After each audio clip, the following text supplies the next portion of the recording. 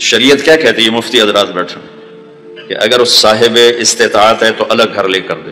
اگر بچی مطالبہ کرے مجھے الگ رہنا ہے تو اس کو الگ گھر لے کر دو. اس کی ہمت نہیں کرائے پر لے سکتا ہے تو کرائے پر لے کر دے. اس کی ہمت نہیں تو گھر میں ایک حصہ پورشن اس کا الگ ہو. اس کی ہمت نہیں تو ایک کمرہ، ایک کچن، ایک ٹوائلٹ اس لڑکی آنے والی کا حق ہے. اگر اس کی بھی ہمت نہیں تو وہ روزے رکھو، تے تسبیح پڑھو، کسی دے دینوں برباد نہ کرو. تو کسی کی بیٹی کو برباد نہ کرو کہ وہ کبھی ساس کے کپڑے دھو رہی ہے، کبھی سسر کے کپڑے دھو رہی ہے، کبھی اس کی بہنوں کے کپڑے دھو رہی ہے. تو میری ماں دے اگو بولنا نہیں. ارے بے وقوف، اگر تیری ماں زیادتی کرے تو بیوی کو بچا، اگر بیوی زیادتی کرے تو ماں کو بچا، اگر بہنیں زیادتی کرے تو بیوی کی حفاظت کر، بیوی زیادتی کرے تو بہنوں کی حفاظت کر.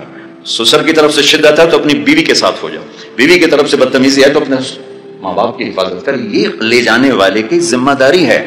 میرے نبی نے فرمایا اخلاق اچھے کرو، ضامن ہوں جنت الفردوس میں گھر لے کر دوں گا. لیکن ہمارے علمی حلقوں میں فقہی مسائل پر فضول کی طاقت لگ رہی. اللہ کے فضل سے ہم ابو حنیفہ رحمۃ اللہ علیہ کی تحقیق پر مطمئن ہیں. جو علماء دیوبند نے اس کی تشریح کی ہم اس پر مطمئن ہیں. ہمیں دلائل سناؤ یا نہ سناؤ ہم مطمئن ہو چکے ہیں.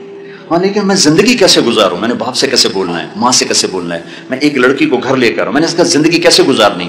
اگر میں نے 8 سال میں ایک سبق بھی ایسا نہ سنا تو میں تو ان پڑھ اور جاہل ہوں. مجھے کیا خبر وہ فریب خوردہ شاہین جو پلا ہو کر گسوں میں، اس سے کیا خبر کہ کیا ہے روح رسم شاہ عباس. میں گاؤں میں تھا، ایک ہمارے قریب دیہاتی 2 ایکڑ زمین ٹوٹل، غریب بندہ، اس رمبی مار مار اپنے پتر کو عالم بنایا. ایک دن میرے پاس لے کر آئے، کہنے لگا مولانا صاحب اے میرا پتر پڑھیا تے پر کڑیا کوئی نہیں، ان پڑھ. میں کہ کہوں کی گل ہے کہ ہم تو ماں پیو نال گل کرن دے ول نہیں، ہم پتہ نہیں کی پڑھتے آیا. ماں دے گل لگ جاندا ہے، میرے گل لگ جاندا ہے. یہ ایک ان پڑھ کا تجزیہ تھا کہ 10 سال کے بعد بچہ گھر آیا، اسے ماں باپ سے بولنے کا سلیقہ نہیں. تو بیوی سے کیا بولے گا جس ماں نے جنا جب وہ اس کو عزت نہیں دے رہا؟ شریک کو کہاں سے عزت دے گا؟ تو بھائیو یہ دین سکھاؤ. میں نے اپنے استاد محترم سے میں کہا استاد یہ گلا کرو. کہنے لگے کیا؟ میں کہا آپ نے ہمیں علم بھی سکھایا، آپ کا شکر ہے. آپ نے ہمیں تبلیغ سکھائی، آپ کا احسان ہے. لیکن آپ نے گھر کی زندگی نہیں سکھائی. ہم چھوٹی چھوٹی باتوں پہ ماں باپ کو ناراض کرتے رہے، بیوی کو ذلیل کرتے رہے. تو وہ مولانا احسان صاحب رونے لگے، کہنے لگے تو نے بڑی دیر کے بعد ہمیں بتایا. تو مولانا عبد الرحمان صاحب میرے دوسرے استاد بیٹھے تھے، فرمایا نہیں ہم نے بتایا. میں نے کہا استاد جی بتایا نہیں، گزارا ہے، گزر جائے. یہ چھوٹے ٹیشن نہیں، رسالے والا، پکانا، یہاں بڑی گاڑیاں نہیں ٹھہرتی. یہ سارے علماء بڑی گاڑیاں سیدھا جا کراچی کھلوندے.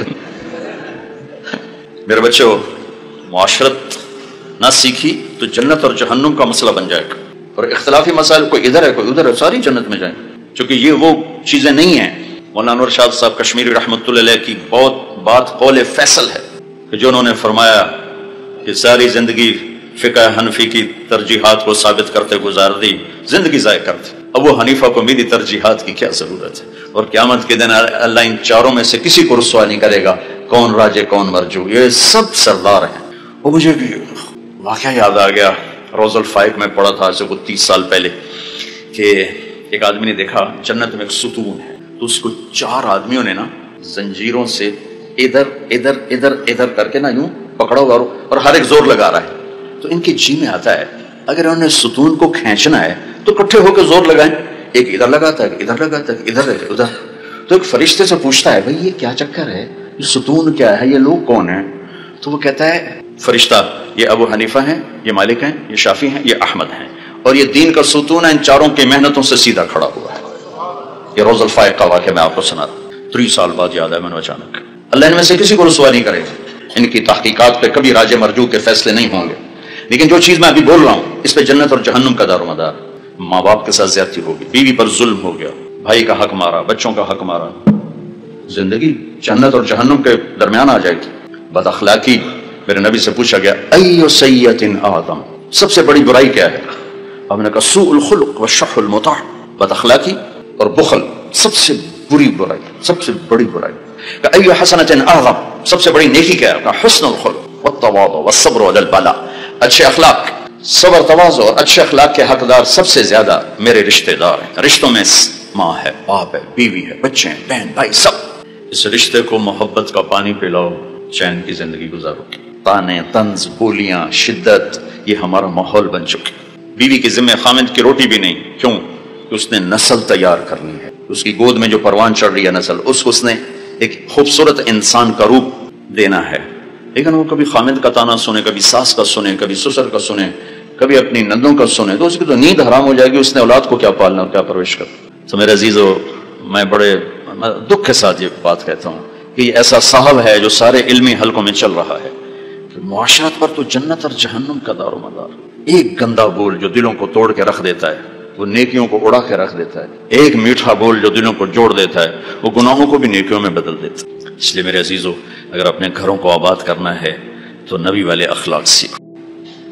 تو میں سوچتا تھا کہ اس رشتے کے لیے لفظ نکاح کیوں ہے، پھر میں نے لغات کو دیکھنا شروع کیا کہ کیا مناسبت ہو سکتی، تو مجھے اتنے خوبصورت مناسبت ملی، میں اس کو بیان کیا کرتا ہوں۔ نکاح کا مطلب ہے دو چیزوں کا یکجان ہو جانا، دو چیزوں کا یکجان ہو جانا، اور اس کے 4 شکلیں لغت میں بتائی گئی ہیں۔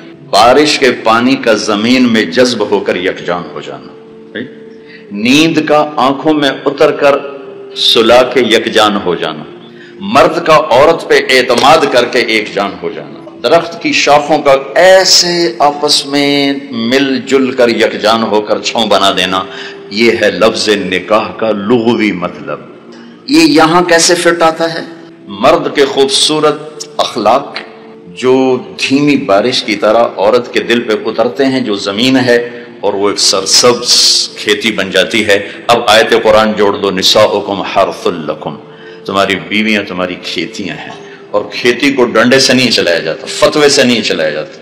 مفتی طیب صاحب جا کے فتویٰ دے دیں گندم ہو جا، میں یہ فتویٰ دارالعلوم امدادی، وہ نہیں ہوگی، اس کے لمبا کام ہے۔ تم سب بچے علماء بننے والے ہو، تم کل کو ہم عالم اپنی بیوی کو فتوے سے چلائیں گے، کبھی نہیں چلے گا۔ دھیمی بارش والے اخلاق اپناؤ، تمہارا گھر آباد ہوگا۔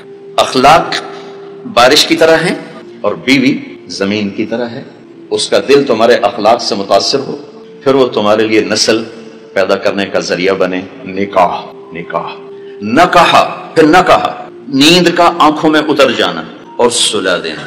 تمہارے خوبصورت رویے تمہاری بیوی کو اتنی سکون کی زندگی دیں کہ وہ چین کی نیند سوئی چین سے اٹھے۔ کتنے گھر ٹوٹ گئے شک کی وجہ سے، شک، نیک پاک بیویوں پہ شک کرتے کرتے کرتے طلاقیں ہو۔ ایک مزاج ہے، اس کے لیے عالم غیر عالم کی بات نہیں ہے، ایک مزاج ہے۔ اگر تربیت نہ ہو تو یہ اپنے گھروں کو تباہ کر دیتا، چاہے عالم ہو، چاہے بادشاہ ہو، چاہے دیندار ہو، چاہے دنیا دار۔ بیوی کے فون چیک کیے جا رہے، کتنے فون کیتا ہے، کتنے فون آیا، کتنے میسج کیتا ہے، کتنے میسج آئے، یہ ایسے الو ہیں کہ اپنا گھر تباہ کر کے بیٹھ جاتے۔ اعتماد کرنا، اعتماد دینا۔ اور چوتھا مطلب ہے شاخوں کا جڑ کے چھاؤں بنا دینا، جس کے نیچے نسل پروان چڑھتی ہے۔ جس مرغی اپنے بچوں کو پروں میں چھپا لے تو وہ پروان چڑھتے ہیں۔ خامند بیوی کے خوبصورت رویے اور اخلاق جو یوں مل کر ایک چھاؤں بناتے ہیں، اور اس چھاؤں میں اگلی نسل پروان چڑھتی ہے۔ مجھے ایک بچہ ملا چند دن پہلے، میڈیکل کالج پڑھتا ہے، کہا جی 3 دفعہ خودکشی کی کوشش کر چکا ہوں اور ہر دفعہ ٹاپ کرتا ہے کلاس میں۔ میں کیوں؟ کہ میرے ماں باپ آپس میں لڑتے بہت، ان کی لڑائی کی وجہ سے 3 دفعہ خودکشی کی کوشش کر چکا، زندگی تھی بچ گیا۔ پھر آپ کے بیان سننے کا موقع ملا تو مجھے کچھ سمجھ میں آئی ہے، تو میں پھر آپ سے ملنے آیا ہوں کہ میں اب کیا کروں۔ تو ان بچوں کا نکاح ہو، جن کا ہو چکا ہے، ہم سب گھروں والے ہیں، ان کے ہونے والے ہیں۔ میرے عزیزو، نکاح کے اندر ہی پیغام موجود ہے زندگی کیسے گزارنے۔ خوبصورت اخلاق، اچھے رویے، بیوی پر اعتماد، اور اس کو محبت دے کر یکجان ہو جانا۔ چونکہ میں کسی کی بیٹی کو لے کے گھر آیا تھا، میں نہیں کسی کے گھر گیا۔ جو اپنا گھر، سہیلیاں، آنگن، ماں باپ، بہن بھائی چھوڑ کے آئی ہے، آتے ہی اگلے دن اس پر ساس کی چڑھائی الگ، سسر کی الگ، اور خامد کی بہنوں کی چڑھائی الگ، خامد کی اپنی الگ۔ اس بیچاری نے کیا قصور کیا؟ لیکن چونکہ ہم معاشرت پڑھتے ہی نہیں، علماء سے گلہ ہے، یہ فقہی مسائل پہ ایسی تقریریں کرتے ہیں کہ آستینیں چڑھا لیتے ہیں، اور جب معاشرت کے ابواب چلتے ہیں تو تقریر ہو رہی ہے، دبا۔ ترمذی کی جلد ثانی جب میں پڑھ رہا تھا اور ایک تیز رفتار گاڑی چل رہی تھی، تو بھی پڑھتے پڑھتے آنکھوں سے آنسو آ جاتے تھے۔ ایسی کتاب ہے ترمذی کی جلد ثانی، معاشرت خوبصورت۔ لیکن مولانا یاسین صاحب نے فرمایا کہ بھائی بس اب جو سوال کرے گا اس کی پٹائی ہوگی۔ تلاوت ہو رہی، تلاوت، اتنے خوبصورت مضامین۔ رفع یدین کروں گا تو میں جہنم میں جاؤں گا، اور نہیں کروں گا تو میں جہنم میں جاؤں گا۔ سورۃ فاتحہ نہیں پڑھوں گا تو جہنمی ہوں، پڑھوں گا تو جہنمی ہوں۔ یہ وہ مسائل ہیں جن پر جنت اور جہنم کا دار و مدار نہیں ہے۔ لیکن جو معاشرت میں بتا رہا ہوں یہ وہ ہیں جن پر جنت اور جہنم کا دار و مدار ہے۔ میری بد اخلاقی مجھے اٹھا کے جہنم میں ڈال دے گی، میرے اخلاق مجھے جنت کے عالی مقام تک پہنچا دیں گے۔